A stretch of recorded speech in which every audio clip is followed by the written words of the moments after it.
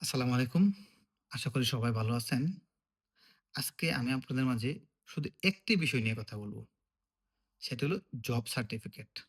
অনেকেই কমেন্ট করতেছেন বা বলতেছেন যে, "ভাই জব সার্টিফিকেট কেমন নেওয়া উচিত?"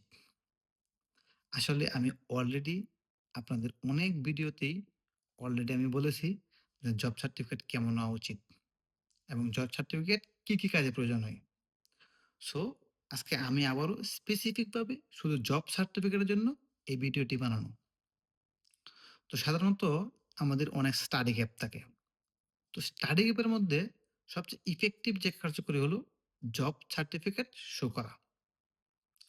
এই ক্ষেত্রে বাংলাদেশে ২ ধরনের জব আছে। একটা প্রাইভেট জব এবং একটা গভর্নমেন্ট জব। এখন অনেকেই আছে যে গভর্নমেন্ট জব অবস্থায় জার্মানিতে মুভ করতে চায়।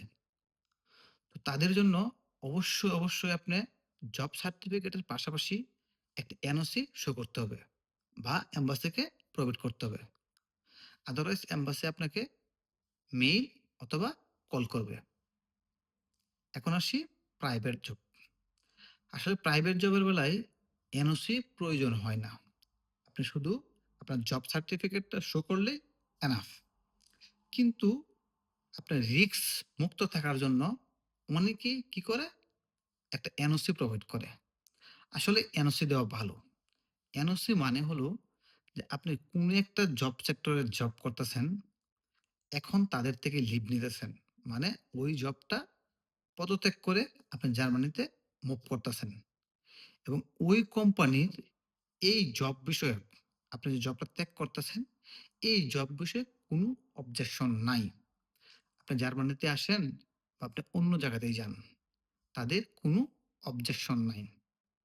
সো আপনি এনওসি চাইলে প্রাইভেট জবে প্রজেক্ট করতেও পারেন, আবার চাইলে নাও করতে পারেন।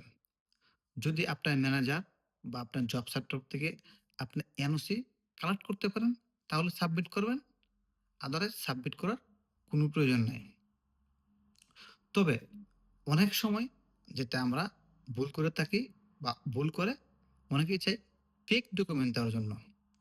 এটা খুবই একটি লেম এবং বাজে কাজ। আপনারা হয়তো জানবেন যে অনেক সময় ভিসা রিজেক্ট হয়। তার প্রধান কারণ হলো ফেক ডকুমেন্ট। আপনারা সবসময় রিলিভেন্ট এবং অরিজিনাল ডকুমেন্ট প্রোভাইড করার চেষ্টা করবেন। মনে রাখবেন, আপনার ফেক ডকুমেন্ট মানে আপনার ভিসা রিজেক্ট হওয়ার হাই চান্স। সো সবসময় অরিজিনাল এবং রিলিভেন্ট ডকুমেন্ট দেওয়ার চেষ্টা করবেন। সবাই ভালো থাকবেন। আসসালামু আলাইকুম ওয়া রাহমাতুল্লাহ।